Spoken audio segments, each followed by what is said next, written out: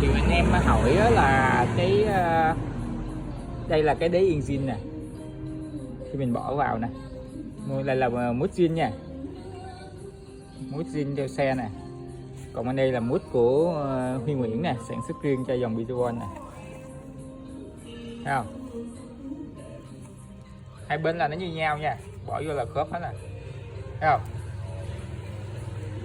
Đó. Nên không có cần phải chế gì hết nha các bạn cứ yên tâm, bỏ vô là khớp, là chỉ bấm ghim lại thôi. Còn mặt trên của cái yên đây,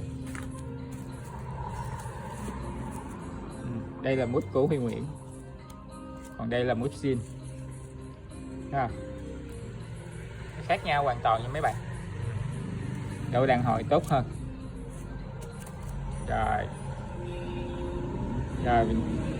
Rồi còn yên sao ha, yên sao để mình gửi cho các bạn.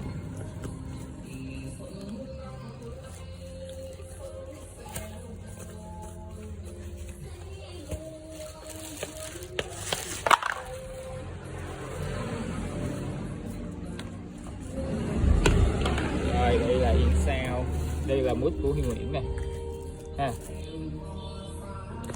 đây là mút zin, đây là cái đế yên zin nè, bỏ vô nè, thấy không? Đó. Còn đây là của Huy Nguyễn nè, bỏ vô nè, thấy không? Thấy không? Thấy không? Nó khác nhau hoàn toàn nha mấy bạn. Đó. Đó. To hơn nhưng mà nó vẫn bỏ vô vừa hết nha. Ha. Đây là sự khác biệt của yên của Huy Nguyễn so với những dòng yên khác nha các bạn. Đó.